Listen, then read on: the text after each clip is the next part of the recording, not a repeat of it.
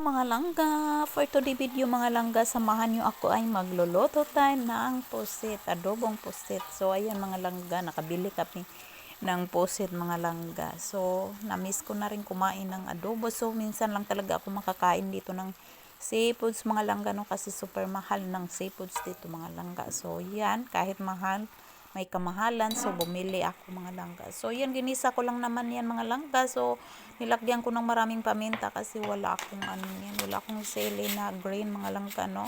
So binawi ko siya sa paminta. So of course nilalagyan natin ng toyo dyan, kung mga ano-ano, para masarap mga langga. So lalagyan ko din yan siya ng sugar saka ano mga lang, suka. So yung suka mamaya ko na sa ilagay pag malapit na siyang maluto. So nilagyan ko din yan siya ng ano, yung spring onion mga langga, para lalong sumarap.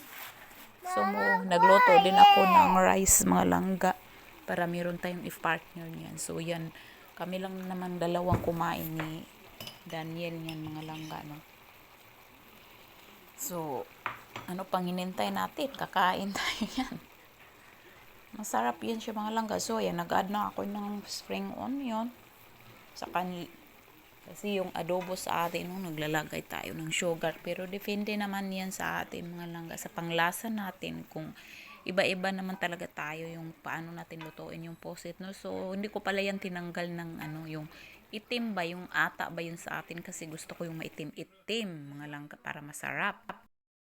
So ayan, malapit na siya maluto. So nag-ano siya, nag-sauce siya mga langga ba. So gusto ko siya lutuin na maigi man, kasi sa atin din siya masyadong luto kasi titigas yung pusit, no. So dito lutuin ko siya maigi kasi kakain ni si Yabi niyan mga langga. So pakainin natin siya kasi paborit din niya yung mga seafoods mga langga, no. Basta magluto ako ng seafoods, kumakain din yan siya. Kaya lutuin natin siya ng maigi. Ano natin, yung pusit nating maitim, pero masarap. Kaya gusto ko kasi yung maitim, hindi ko tinanggalan siya ng ata ba yun, no? Yan, masarap siya. Nilagyan ko siya konting sugar. So wala akong sili, kaya nilagyan ko siya ng maraming paminta, kaya maanghang din siya mga langga. So yan, rice na naman tayo. Is-life nito mga langga. Sarap ng lasa.